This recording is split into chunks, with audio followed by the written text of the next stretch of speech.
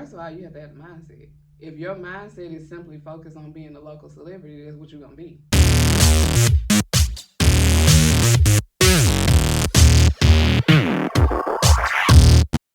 Hey, you guys, I'm here with Taneka Johnson. She's going to talk about her business. So, hey, Tanika, how are you? I'm good, Shamika. How are you? I'm doing well. Can you tell us a little bit about your business? Absolutely. So I am Taneka Johnson, the owner of Cultivate with Taneka Johnson, where we specialize in a couple of things. So the first thing from a B2B perspective is we're giving a lot of corporations and businesses a run for their money on toxic workplace culture. So what we come in and we do is we assess your people, we assess your processes, and we come in and create healthy workplace cultures through people and process improvement. And then from a smaller B2B standpoint, so B2C, we help solopreneurs excel in their business by implementing structure, systems, and strategy to help them excel and have freedom and flexibility in their expertise.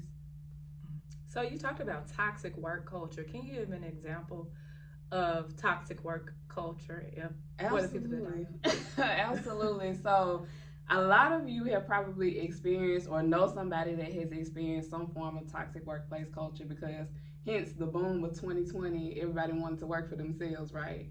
And a lot of people's reason for working for themselves is because they want to be their own boss because they don't care about the current workplace culture at their 9 to 5 that they have. So, toxic workplace culture can be a number of things.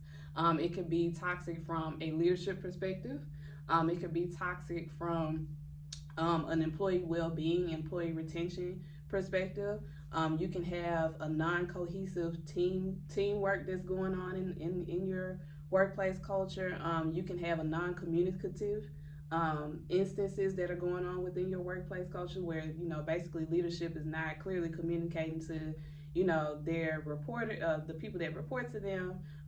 Like I said, they're not caring about their well-being. And when you think about like employee benefits, there can be a little bit of toxicity there too because why can't we have non-cookie cutter employee benefits if you think about it that way? So everything that's related to like workplace culture, corporate wellness strategy, those types of things, those are ways that you can come in and you can increase your employee retention and increase your employee benefits as well to make them more attractive.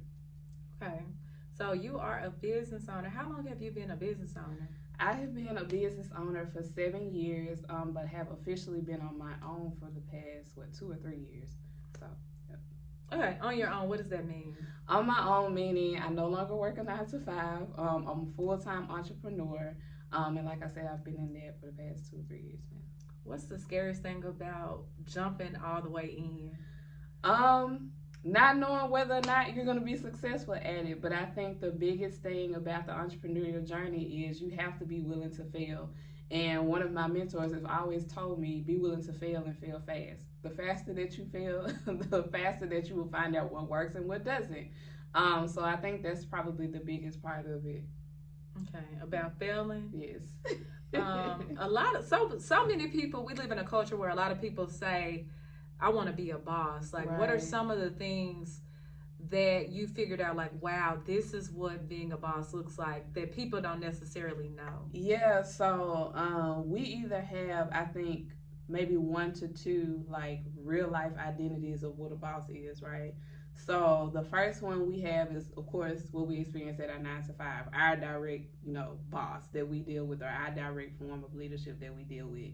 So we have that version of them in our brains, and then we have like the the TV version of a boss, that we see on like what shows like The Office or something like that. Because I know when I entered into my first corporate job, I really did think that corporate was kind of like that, but it was a major culture shock because corporate is not like that at all. So we enter into entrepreneurship thinking that one of those two identities is going to be what represents that. When truthfully and honestly, the things that I have learned that have make a boss, someone a boss, is being able to have emotional intelligence, being able to communicate, being able to lead from the front even though you're scared, being able to pull others up along your journey. Those are some of the high key indicators for me that I have discovered along my journey that I feel like really make somebody a boss. Emotional intelligence. Mm-hmm. What is emotional intelligence? Emotional intelligence is when you are able to be so well rooted in your own emotions and your own, reactions and your own character to the point to where the way other people act or react or display themselves does not disturb you. So you have a good emotional response to it, whether it's good or whether it was a good situation or whether it was a bad situation. You are so well rooted in knowing that a lot of the times the issues that people are dealing with don't have anything to do with you. They usually have a lot to do with themselves. So if you're somebody who is highly emotionally intelligent, you are somebody who knows how to navigate working with people a whole lot better, because you'll realize that a lot of people, they have internal issues that are really focused on themselves and it's not really external.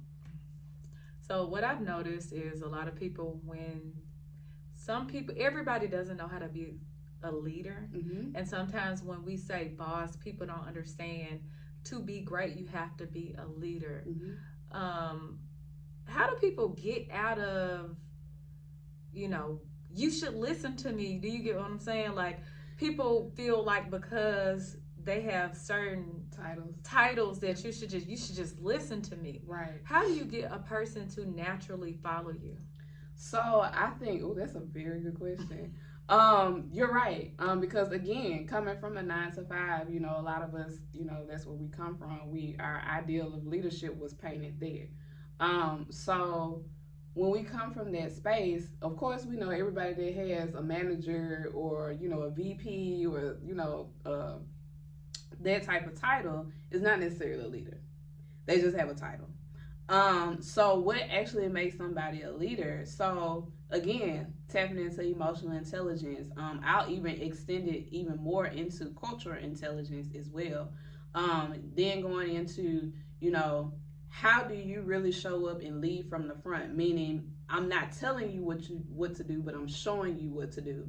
And I'm really showing you so I can hold you accountable as a leader. Because if I haven't properly shown you, at least this is how it works in my brain, if I have not properly shown you what it is that you need to do, or even properly communicated what it is that we're working towards as a team, it's hard for me to hold you accountable and hold you responsible for something that I have not explicitly displayed or represented myself. So to me, a leader is somebody who definitely, like, hey, I'm gonna lead from the front. I'm not gonna tell you what to do, but I'm gonna lead from the front and I'm gonna show you what to do, and I'm gonna give an open door policy as well too, to be able to allow you to come in here and make mistakes, or allow you to come in here and ask questions, or allow you to come in here and voice, what you think may be a better idea, even if my idea may not be that great. You know what I'm saying? So I think when you have that flexibility, again, like, it's all about that emotional intelligence. When you have that perspective on it, it makes it a whole lot easier to show up and be an effective leader. Okay, so interdependence. What is your, if you had the perfect team, what would be their top 5 qualities? Ooh, that's good. So if I had the perfect team, I like somebody who is ambitious. So I do like self starters. I like somebody who is inclusive. I like that trait. I like somebody. Actually, I like A players. I like other leaders like on the team. I like people who take initiative. That's 3. So let me see. 2 more. I like people who know how to use active listening very well. And I also like people who are detail oriented. Oh, those are good. How many times do you give people, because we all have obligations and our time is valuable. Mm-hmm. People who don't show up, let's say somebody made a commitment to you and didn't follow through on their commitment. How many times do you give before you give up on that person? So I'm the type of person that I'm willing to hear, like what happened. Of course, I'm willing to hear it only so many times, but depending on what it was that caused that situation not to work out the way it probably should have, will kind of depend on like how I handle situations moving forward. So immediately, I never enter into any relationships or any connection just automatically thinking that somebody is not to be trusted, because I feel like you can end up projecting that on people, and sometimes it is true. Like sometimes you should, do it, but I never try to enter into any relationships or any collaborations or anything like that immediately saying like, oh my god, I can't trust that person. Um, I immediately enter into it saying that I can trust you as, the expert or as, whoever you are within whatever lane that you are. So if I know that I'm exercising that trust, hopefully it's being reciprocated. Hopefully. So hopefully you have the ability to just come to me and tell me the truth. Like, hey, this didn't work out because X, Y, and Z. Okay, cool. Let's, plan better next time. Or let's see what we could do better next time, right? But if it's somebody that's like blatantly like, they stretching it and they playing you and they wasting your time, then it's definitely I'm like a 1 or 2 time person, like, and that's it, because you only gonna do this so many times. Okay. Popularity. Do you feel like popularity can be cultivated? um Like, can you become popular on purpose, or is it something that's just? it's kind of an iffy thing. So I think popularity can be cultivated, but I think there's different forms of popularity. So you have, of course, what a lot of us know is like that high school popularity. Like people think you're gonna be high school popular for like your entire life, and you get like a pass because you're high school popular for your entire life. And then sometimes when you enter into business ownership, you think that same popularity is supposed to take off, like help your business take off, and you realize it ends up not doing so. The same people that you thought really knew, like, and trusted you are not the people that really end up like putting you on as far as business opportunities or like buying from you or supporting you and stuff like that. So you have a lot of people that they still have their type of popularity now that they're older, but they don't know how to leverage their property in their business. So they have to kind of shift it to a different dynamic of know, like, and trust, because you didn't start a business because you were popular with your high school friends. So when you cultivate popularity because you don't necessarily have that form of popularity, I like to say it's a form of you cultivating know, like, and trust with strangers, because they do have to get to a point to where they know, like, and trust you, because they don't know you. So it is a space to where you can kind of cultivate that popularity, but it's more of a form of the right popularity to me as far as business goes. Because I feel like people can kind of depend on like those old personas too much in their business, and things end up going left. They do. So. Do you feel like those personas can be limiting? Because I have noticed that some people may depend on certain things and it can be limiting because maybe their scope is limited to just, let's say, I always talk about global greatness. Mm-hmm. And not to say I see it, but I feel that some people limit what could be global and make it local greatness. Oh, absolutely. So how do you break out of being local and scaling your business to go global? First of all, you have to have the mindset. If your mindset is simply focused on being a local celebrity, that's what you're gonna be.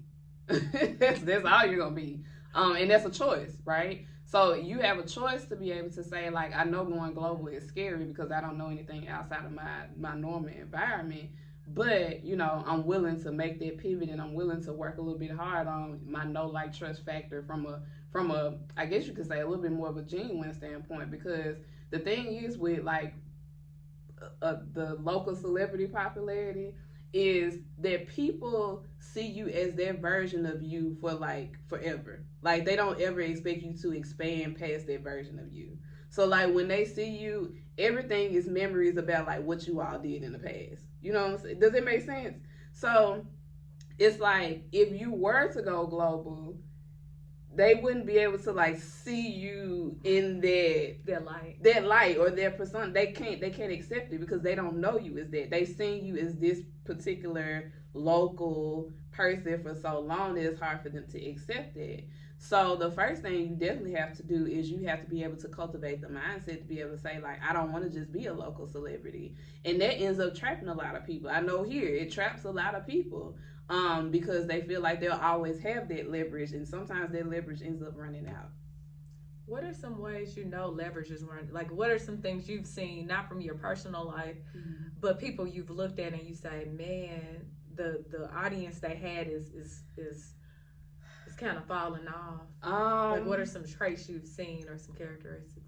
One thing you're gonna see for sure is because, like I said, you don't start a business to get support from your friends and family. That's not why you start a business.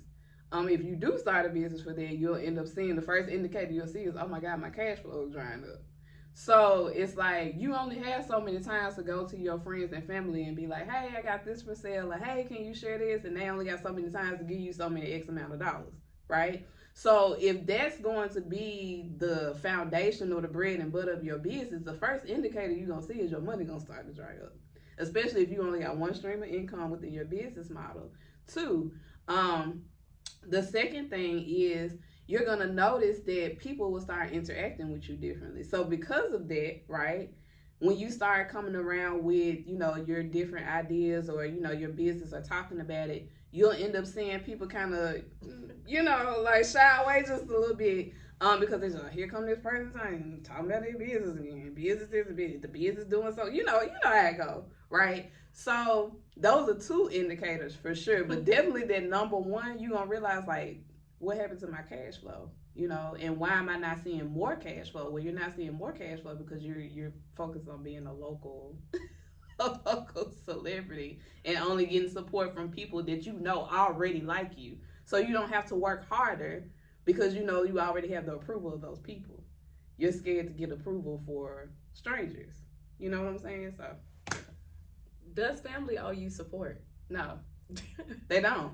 And it's a tough lesson to learn in entrepreneurship. And I know somebody will probably think or say differently, but definitely, like on my journey, it's one of the toughest things that I've had to learn. That family doesn't necessarily owe you support, and that's not their job. So I think you have to learn how to group and classify people as to what they're supposed to be. So I have friends, I have family. They have never bought a thing for me. They have never shared my business. They have not never sent me referrals. They have never done any of that. Some of my biggest cheerleaders, but have never did anything to help truly move the needle in my business other than cheer me on, personally, right? But I'm not going to discount them for that because they're playing the role as, the friend or the supporter, right? And I'm perfectly okay with that. But I think the thing is, like, for us as entrepreneurs, again, is saying, like, you have to go back to the reason as to why you started your business. You did not start your business and say that you're going to build a 6 or 7 figure empire thinking that your family is going to be the one that gives you the 6 and 7 figures.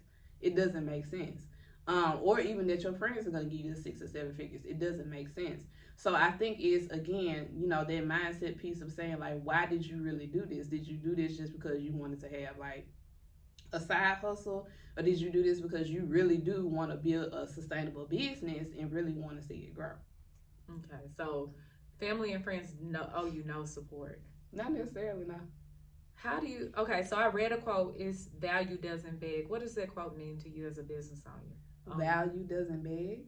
Um, from a business owner perspective, um, okay, from a business owner perspective, you want me to tell you what it means to me first? Oh, you can. That's okay, so value doesn't beg. Like when I started my journey out, who like discounting, bringing down my prices. Mm-hmm. Basically begging for That's customers. Yeah. So you were gonna say, I just wanted to make sure you Yeah. So if me, the creative, the visionary, the owner of the business, knows that I have something that is valuable to bring to the market, I should not be doing those things. Well, I think we kind of had this, behind the scenes, this conversation behind the scenes as far as like who we're marketing to and who our ideal audience is, and knowing that, it's not us per se, mm-hmm. but it's that some of the things that we're saying or displaying is being displayed or said to the wrong audience. So if you feel like you're speaking to an audience that is making you feel like you have to beg for sales, it's clearly you speaking to the wrong audience, and you need to try to go or aim higher to the audience that it is that you truly do want to align with and that you want to speak to. And then sometimes it could be the other way around. Sometimes it could be, well, maybe it really is like how you communicate your value or how you put your content together and what you are saying. Sometimes it could be that, but I know personally what I expressed to you was that I know it's not my content. I know it's not, my strategy. I know what I'm doing, but I needed to aim a little bit higher. Yeah, because some people, you guys, and me and Tanika, as far as selling ideas, like I think when you sell something tangible, it's a different ballgame than when you're selling an idea. Absolutely. Because people don't see the value they don't see the immediate value. in Right. an idea. Right. They don't see the value in you giving them information. They're like, Right. why can't you just give it to me for free? Right. Tanika, why can't you just give it away for free? Because I can't. First of all, I've invested over 5 or 6 figures on my own personal development, so that would be a no. In degrees alone, I've invested 6 figures, so that is a no. Nobody's helping me pay my student loans, so no. But it's not even to like say it like that. It's just to be in a space of like understanding that I really wish that we as business owners would understand that you can't build an empire on free information. Because the thing is, you don't value the free information. Because even if I sat here and I gave you the blueprint and I gave you everything that you need step by step XYZ, you know, ABC, XYZ, you still have to take what I have given you and execute it. And that's where a lot of people fail. They fail in the execution phase. So even if I give it to you for free, what are you going to do with it? Are you intentionally going to take what I have given you and execute it? 95, probably 99% of people fall out right there at that point. So it's just like, oh my God, I got the information. Okay, well, what do you do with it?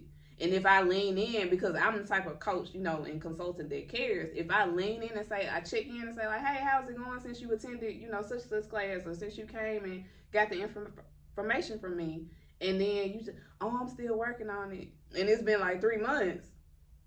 That's all you got to say? So people don't realize they don't value free information.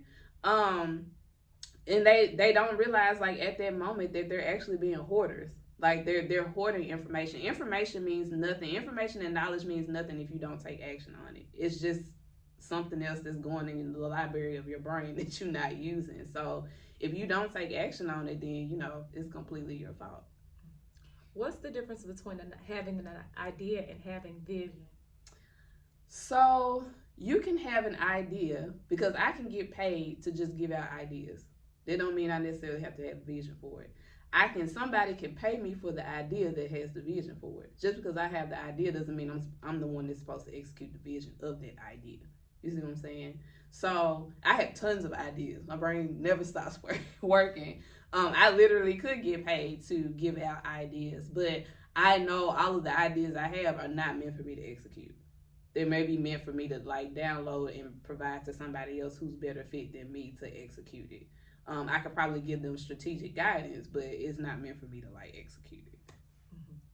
So you're the visionary is the executor. Yes. Do you feel you can walk in someone else's vision, or? I feel like you could, and then I also feel like you kind of got to be careful about it. Just a past personal story for me, I had a past mentor who she was kind of shaping me up to be like her replacement in her business. She wanted to kind of like pass the business off to me. And I really did get to a point to where I had embodied her vision. The problem was she was too controlling. She's very controlling. She didn't want to let go. And I don't think she really realized that until we got like deeper into the vision. But I think there was a situation for me, because we were assigned to each other at that time in our lives. We really were. I think it just got to a point to where like she didn't want to let it go. So. And hold on, let's see. Okay, my phone died, but we almost done. Okay. How do you know when it's time to let a person, like, do you still stay in contact with this mentor? Or? No. Unfortunately, we're not in contact anymore. Yeah. So. Okay. How do you know? Because everybody that starts with you won't finish with you. Correct.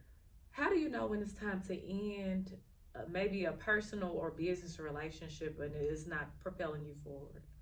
Well, that's one of the reasons why, because it's not propelling you forward.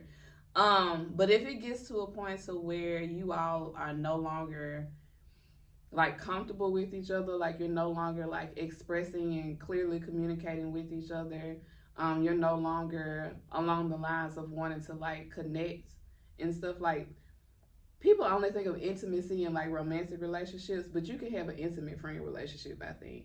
And that intimacy allows you to be vulnerable in a way.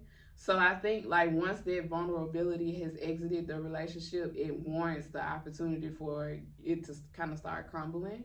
And so when it gets to a point of where you feel like it's too uncomfortable to be here, or things don't feel like, we're going in the same direction anymore, it feels like our paths are diverging, then there's probably a point where you need to say, like, have a hard conversation and say, like, okay, what is it that we're doing, or where are we going? And if from that conversation it seems like y'all are not headed in the right direction, then it might be a point to where you need to separate and go different ways. Okay. Thank you so much, Tanika. Do you have any events, anything, newsletters, websites, social media that you want to For sure. So if you want to know about everything that's coming up with Cultivate with Taneka Johnson, you can go to my website, my personal Facebook pages. My personal Facebook is Taneka Johnson. You can find my business page, Cultivate with Taneka Johnson. Subscribe to the newsletter, Evolve with TJ. Those people on my email list get all of the updates and everything first.